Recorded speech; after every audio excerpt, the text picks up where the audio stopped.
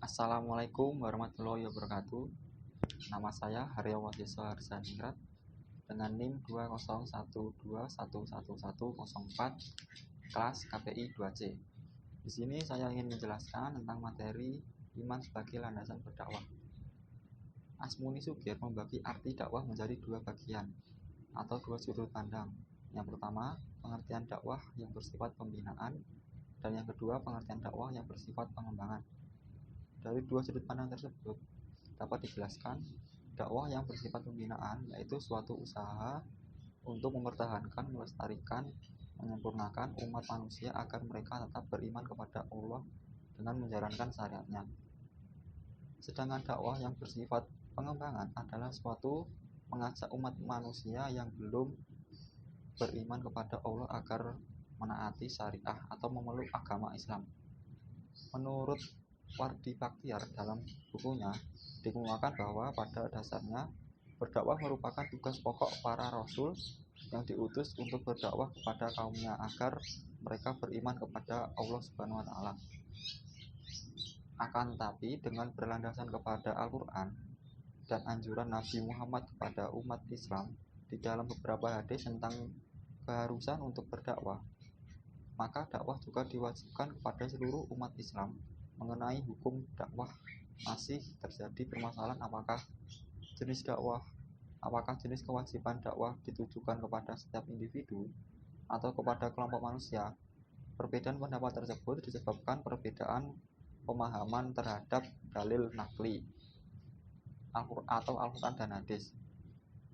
Dan karena kondisi pengetahuan dan kemampuan manusia yang beragam dalam memahami Al-Quran, para nabi diutus menyampaikan risalah ketika nilai kebenaran terkoyak dan tercerai-berai.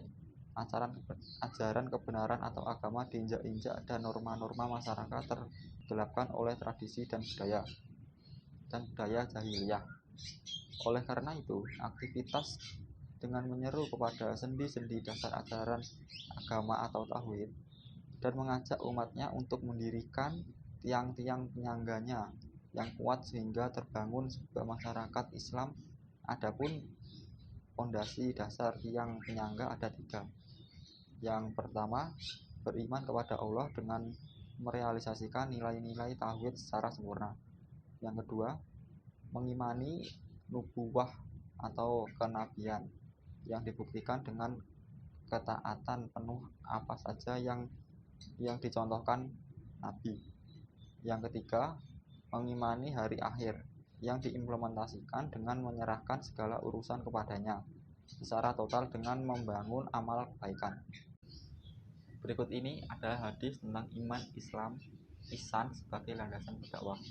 Khodar yana muradu kola lah lehadas sana Ismail ibnu Ibrahim akbarna Abu Bayan Taimi an Abi Surhah an Abi Hurairah kola kana Nabiyu sallallahu alaihi wasallam barizon yauman linasi fa'atahu Jibrilu faqala ma'imanu iula imanu antuk mina billahi wa ma ikatiki wa kutubihi wa bil kuihi wa rusuluhi wa tukmina ki ibakwi kola islamu antak badallah wala nasrikihi say'an watu bima shola watu iadi zaktal mufroda watus huma romadona kola na isanu kola antabudallaha ka'annaka turahu fa'in lam lakonu tarahu fa'innahu yaraka kola mata suatu kola man sulu an dia klamin sabihi wasub biruka an asrobiha ida walat amatu rakaha wa ida tatfala ruah bihi bahum fi buyani fi kosin layak lamuna lullaha summa fala nabiyyu sallallahu alaihi wasallam innallaha iddahu ilmu sah ayaba summa adbrara faqala ruduhu falam yarau sa'ian faqala hada Jibril ja'a nasa dinuhum qala Abu Abdillah ja'ala dalika qalu min imani, yang artinya telah menceritakan kepada kami. Musaddad berkata, telah menceritakan kepada kami. Ismail bin Ibrahim telah mengabarkan kepada kami. Abu Hayyan At-Taimi dari Abu Zur'ah dan Abu Hurairah berkata bahwa Nabi Shallallahu Alaihi Wasallam pada suatu hari muncul kepada para sahabat. Lalu datang malaikat Jibril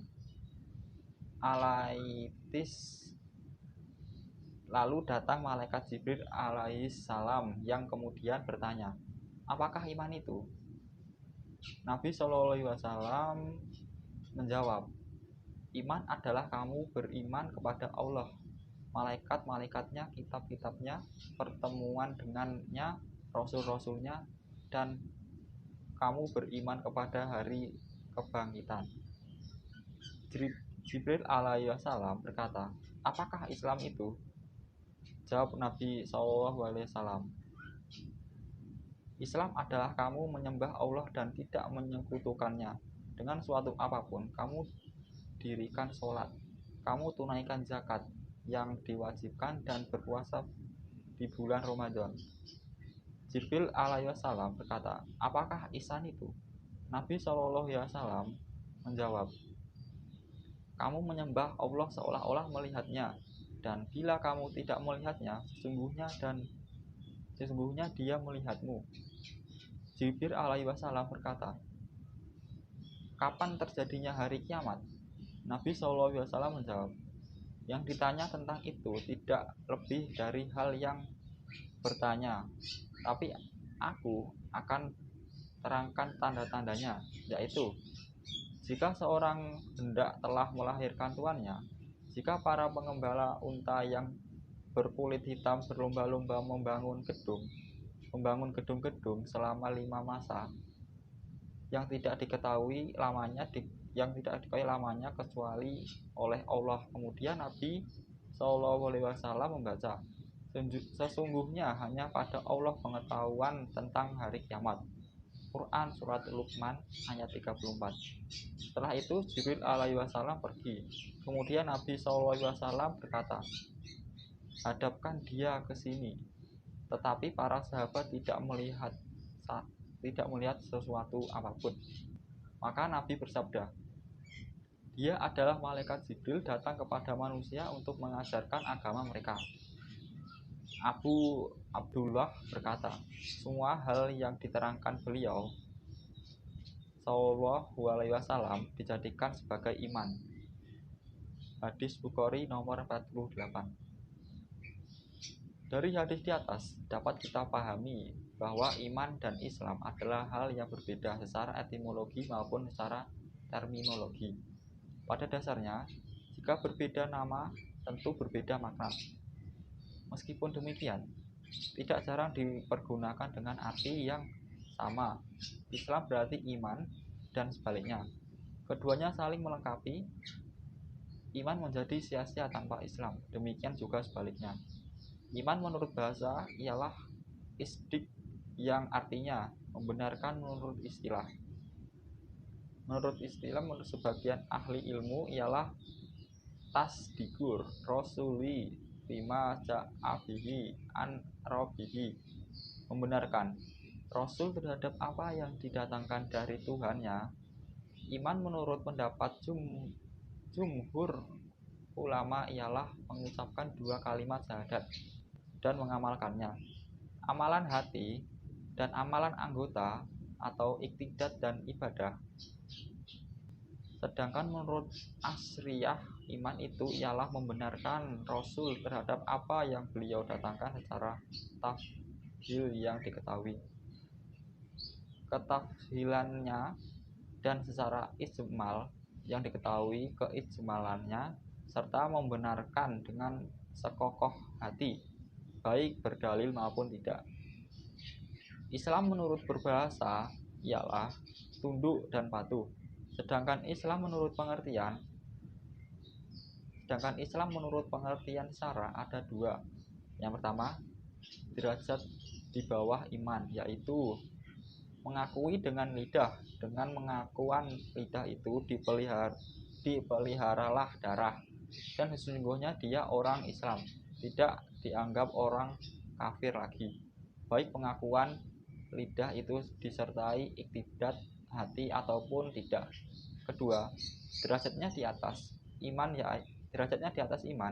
yaitu selain dari pengakuan lidah, mengiktidatkan pula dengan hati dan mengerjakan dengan anggota tubuh, serta menyerahkan diri kepada Allah dengan segala yang mengadakan Allah dan takdirnya. Islam berdasarkan muatan hadis ini merupakan agama yang dilandasi atas 5 dasar, yaitu yang pertama, menyembah Allah. Yang kedua, menyekutukannya dengan sesuatu apapun. Yang kedua, tidak menyekutukannya dengan suatu apapun. Yang ketiga, mendirikan sholat. Yang keempat, menunaikan zakat yang diwajibkan. Yang kelima, berpuasa di bulan Ramadan. Sedangkan ihsan dalam hadis di atas diartikan menyembah Allah seolah-olah melihatnya, dan bila tidak melihatnya, sesungguhnya Allah melihat kita. Akan tetapi menurut bahasa ihsan diartikan pertama, mengerjakan sesuatu yang memberi manfaat pada orang lain, seperti memberi makan pada orang yang lapar. Kedua, mengerjakan sesuatu dengan sebaik-baiknya, atau mengetahui sesuatu dengan sebaik-baiknya menurut syara. Ihsan itu bermakna ikhlas, atau lebih tegas, anta budallah ka anaka tarahu fa'in lam takun tarahu fa'innahu yaraka, yaitu engkau menyembah Allah seolah-olah engkau melihatnya. Jika engkau tidak melihatnya, maka sesungguhnya Allah melihat engkau. Keikhlasan menurut kita membaikkan amal yang dikerjakan. Dengan kata lain, ihsan itu adalah jiwa amalan zahir dan batin. Iman, Islam, dan ihsan merupakan tiga rangkaian konsep agama Islam yang sesuai dengan dalil. Iman, Islam, dan ihsan saling berhubungan karena seorang yang hanya menganut Islam sebagai agama berjumlah cukup tanpa dibarengi dengan iman. Sebaliknya, iman tidaklah berarti apa-apa jika tidak didasari dengan Islam. Selanjutnya, kebermaknaan Islam dan iman akan mencapai kesempurnaan jika dibarengi dengan ihsan, sebab ihsan merupakan perwujudan dari iman dan Islam dan sekaligus merupakan cerminan dari kadar iman dan Islam itu sendiri. Teks hadis berikutnya yaitu tentang iman dan Islam akan rusak karena perbuatan maksiat. Hadatsana Ibnu Fairin qala hadatsani qallasu hadatsana Ufailun an Sihabin an Abi Bakri ibni Abdi Ar-Rahmani an Abi Hurairah radhiyallahu anhu qala an-nabiyyu sallallahu alaihi wasallam la yasni asni bi'in yasni wa huwa mu'minun wala yasrabu al-qamri ina yasrabu wala huwa mu'minun wala yusriku hina yasriku wal bahwa mu'minun wala yantahibu nuhbatan yarfa'un anasu ilaihi fi'iha abhara hum hiina yantahi buha wa huwa mu'minun, yang artinya telah menceritakan kepada kami. Sa'id bin Ufair berkata, telah menceritakan kepadaku. Al-Laits telah menceritakan kepada kami.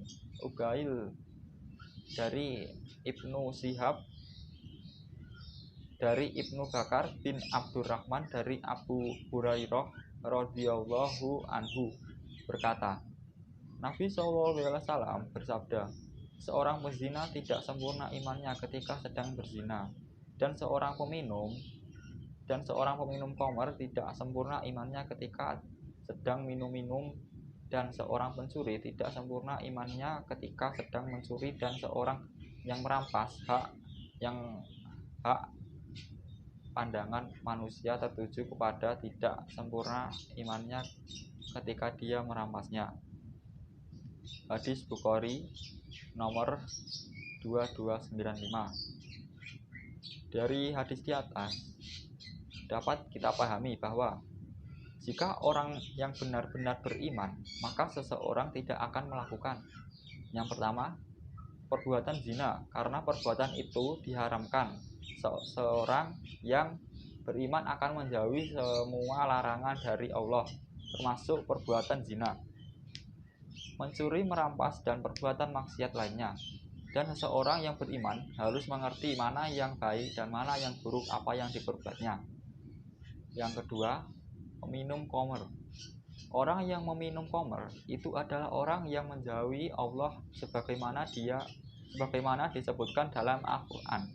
Minum khamr ketika hendak melakukan sholat, puasa, dan melanggar semua perintah Allah, termasuk minum khamr dan berzina, itu seseorang yang beriman dan dia mengingat semuanya larangan dari Allah, maka dia tidak akan pernah meminum khamr itu walaupun dia mengingatnya, dan meskipun itu sedikit. Yang ketiga, seorang mencuri tidak akan mencuri jika dia beriman karena dia tahu kalau Allah tidak akan menyukai perbuatan itu. Karena perbuatan mencuri itu adalah perbuatan yang mengambil hak orang lain, sama halnya dengan korupsi atau suap menyuap. Kalau pencuri itu mengambil barang orang lain yang bukan haknya, dan itu sebuah barang dan uang, dan itu dilakukan oleh orang yang tidak punya belas kasih. Akan tetapi kalau suap menyuap itu dilakukan oleh orang yang berdasi dan itu hukumnya bisa sampai seumur hidupnya, hadis ini dijadikan dalil oleh orang Khawarij untuk mengkafirkan pelaku dosa besar. Orang Khawarij mengatakan bahwa pelaku dosa besar itu kafir, murtad dari agama. Di antara dalilnya adalah hadis ini. Kata mereka, karena Nabi Muhammad mengatakan, tidaklah seseorang yang berzina di saat ia berzina dalam keadaan mukmin. Kalau misalnya ia tidak dalam keadaan mukmin, berarti ia kafir. Kata mereka. Berarti kata orang Khawarij, pelaku zina kafir berdasarkan hadis ini, pelaku minum arak kafir, demikian pula pencuri kafir, perampok kafir, dan semua pelaku dosa besar, kata mereka, adalah kafir, murtad dari agama Islam. Ini diantara dalilnya orang Khawarij. Di saat mereka mengkafirkan pelaku dosa besar, adapun ahli sunnah wal jamaah atau murji'ah memahami hadis ini bahwa umat tidak termasuk iman walaupun dia berzina, mencuri, itu tidak mempengaruhi imannya sama sekali. Dalam hadis lain dinyatakan barang siapa yang mengucapkan la ilaha illallah, ia masuk surga walaupun berzina dan mencuri. Artinya orang yang berzina dan mencuri, dia tidak kehilangan iman sama sekali. Adapun hadis ini, tidaklah orang yang berzina di saat ia berzina dalam keadaan mukmin, artinya dalam keadaan imannya sempurna. Kata para ulama ahli sunnah wal jamaah, maksud hadis ini tidaklah orang yang berzina di saat orang ia bukan mukmin. Artinya kafir Sebab kalau dikatakan kafir, tentu Nabi akan mengatakan kafir. Tapi Nabi mengatakan dalam keadaan mukmin, dimaksud dalam keadaan mukmin adalah dalam iman yang sempurna. Sekian dari saya. Bila ada kesalahan kata, saya mohon maaf. Wassalamualaikum warahmatullahi wabarakatuh.